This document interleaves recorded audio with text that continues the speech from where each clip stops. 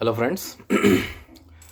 आज मैं एक ऐसे बहुत इंटरेस्टिंग टॉपिक पे बात करूंगा जो आप में से बहुत सारे लोग फेमिलियर होंगे।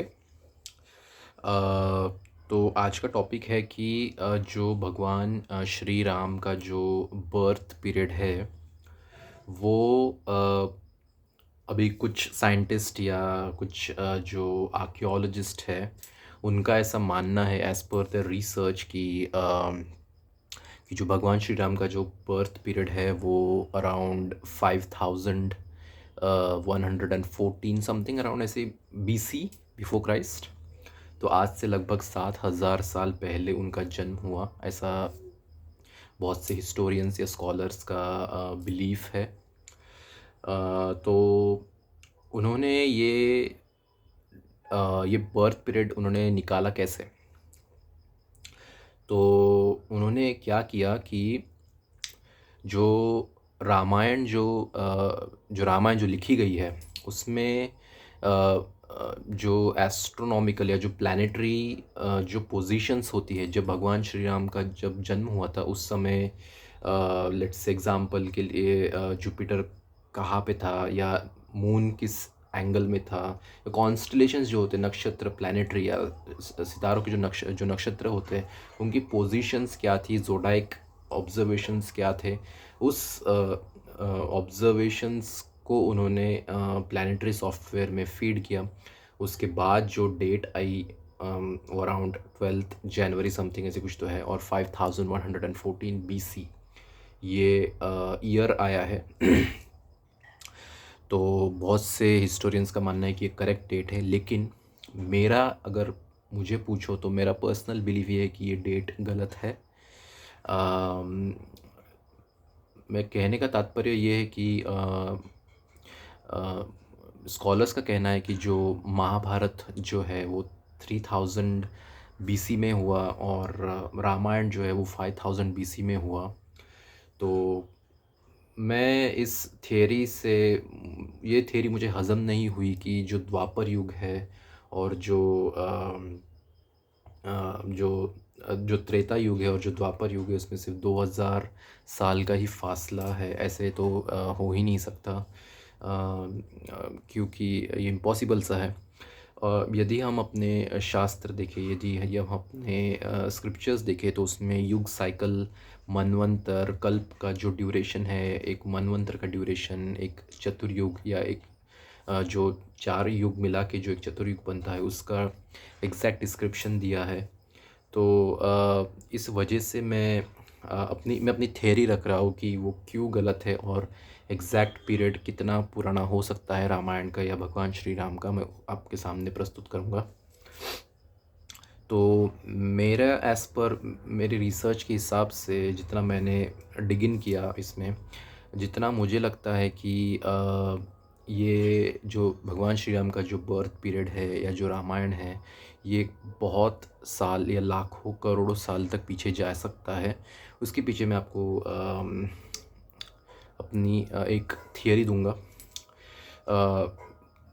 मैंने जहाँ तक पढ़ा है, जब मैंने पढ़ा कि जो लंका है, श्रीलंका या जो लंका, उस समय की बात है जब रावण हुआ करते थे और उनका जो जो लंका था, उनका जो किंगडम था उसे गार्ड करते थे कुछ जो एलिफेंट्स होते हैं, लेकिन वो आज के ज़माने के एलिफेंट्स नहीं, वो उस ज़माने के एलिफेंट्स होते थे। उस समय 4 टस्क या जो 4 जिनके जो दाँत होते हैं लंबे लंबे, आज के जो एलिफेंट्स होते हैं उनके 2 ट्रंक्स होते हैं या टीथ होते हैं, उसे कनाइन टीथ जो बोलते हैं। लेकिन उस समय जो एलिफेंट्स होते थे उनके 4 टीथ्स हुआ करते थे, तो उसे साइंटिफिक नेम है गोम्फोथियर।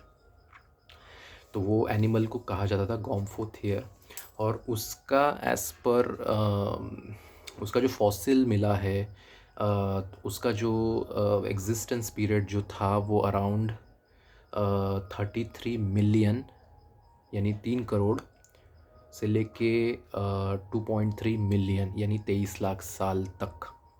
33 यानी 33 मिलियन यानी 3 करोड़ से लेके 2.3 मिलियन यानी 23 लाख साल तक इसका एग्जिस्टेंस पीरियड था। इस पीरियड में वो गोम्फोथियर जो है, वो जो 4 टस्क एलिफेंट्स थे वो एग्जिस्ट करते थे।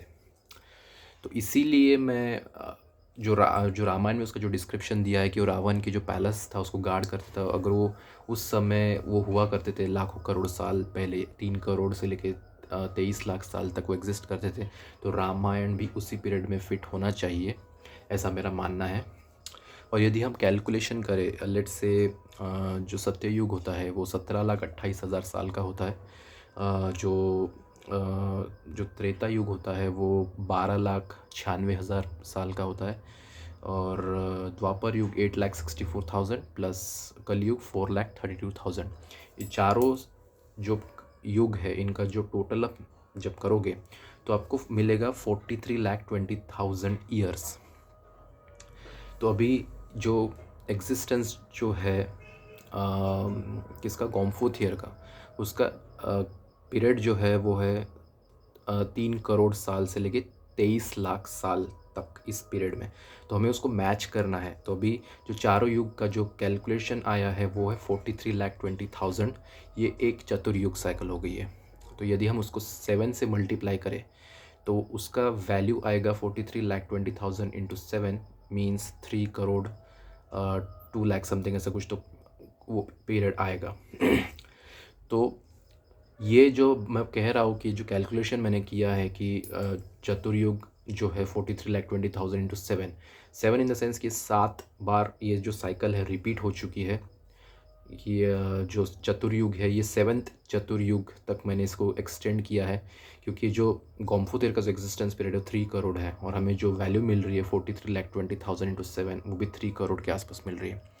तो मेरे कहने का तात्पर्य ये है कि गोम्फोथियर पीरियड से मैच हो रहा है, क्योंकि ये जो रामायण है एक तो 3 करोड़ साल से लेके 23 लाख साल तक उस पीरियड में कभी भी हुआ है। तो वो 7वीं चतुर्युगी में भी हो सकता है, या फिर पहली चतुर्युगी जो अभी जो मैच हो रही है टोटल ऑफ अभी जो लेट्स से अभी आप सत्ययुग और जो त्रेता युग है इसको यदि आप टोटल करोगे 17,28,000 का सतयुग प्लस 12,96,000 का त्रेता युग, ये आप इसको आप टोटल अप करोगे तो आपका वैल्यू होता है 30 लाख साल। तो वो फिट हो रहा है डिस्क्रिप्शन में कि 3 करोड़ से लेके 23 लाख साल तक, ये उससे भी पुराना है रामायण। तो कहने का तात्पर्य ये है कि पहले चतुर्युगी से लेके 7वीं चतुर्युगी तक रामायण कभी भी हो सकता है। अब इसका डेट फाइंड आउट करना तो वो हिस्टोरियंस का काम है, क्योंकि जो प्लानिटरी ऑब्जर्वेशन, ऐसा मैं हरगिज़ नहीं कहूँगा कि जो प्लानिटरी ऑब्जर्वेशन उस 5114 BC में था, तो उससे पिछले कई सालों लाखों करोड़ साल पहले कभी ऐसा प्लानिटरी ऑब्जर्वेशन कभी नहीं हुआ, ऐसा तो मैं हरगिज़ नहीं कह सकता। वो जो स्टार्स, जो कॉन्स्टलेशंस जो घूमते रहते हैं स्पेस में, कभी भी हज़ारों लाखों साल में कभी भी आते रहते हैं वो। तो यदि वो 5114 BC में हुआ था तो क्यों नहीं वो 3 करोड़ साल पहले या 30 लाख साल पहले भी हो सकता है, यदि हमने उसका चेक किया तो प्लानिटरी सॉफ्टवेयर में। तो जस्ट मैं अपनी थियरी पुट फोर्थ रख रहा हूँ आपके सामने कि जो लोग समझते हैं कि रामायण सिर्फ 5,000 साल पुराना है, मुझे तो ऐसा नहीं लगता हरगिज़, क्योंकि रिसर्च भी ऐसा सजेस्ट करती है जो सिर्फ एक एंगल से देख के ही 5114 BC कहना गलत होगा। ओवरऑल जब रिसर्च मतलब किया जाएगा तो मैं 110% श्योर हूँ कि रामायण का जो बर्थ पीरियड है वो लाखों करोड़ साल तक ही जाएगा। तो सिर्फ त्रेता युग और द्वापर युग में 2000 साल का डिफरेंस हो ही नहीं सकता, इम्पॉसिबल है। क्योंकि ये जो चतुर्युग है, जो युग है, रोटेट होते रहते अभी एट द प्रेजेंट 28th कलयुग साइकिल चल रही है। तो वो जो रामायण है, मैं कह रहा हूँ कि फर्स्ट चतुर्युग से लेकर 7th चतुर्युग में कभी भी हो सकता है, इतना पुराना है रामायण। तो सोच लीजिए अब 3 करोड़ से लेकर 30 लाख साल की जो पीरियड है कभी भी हो सकता है। That's old, that's how old Ramayana और लॉर्ड राम इज़। तो यही समझाने की कोशिश कर रहा हूँ कि थोड़ा सा अगर यदि रिसर्च किया जाए इंटरेस्ट लेके तो इस पे काफ़ी महत्वपूर्ण जानकारी मिल सकती है। मैं और इन्फॉर्मेशन निकालने की कोशिश कर रहा हूँ, रिसर्च कर रहा हूँ इसमें, और आगे चल के मैं होपफुली मुझे सटीक इन्फॉर्मेशन, एक्यूरेट इन्फॉर्मेशन मिली तो मैं planetary, with the help of planetary software में एग्जैक्ट जो लॉर्ड राम की जो बर्थ डेट है या रामायण का जो बर्थ पीरियड है वो मैं आपके सामने प्रस्तुत करूँगा आगे चल के।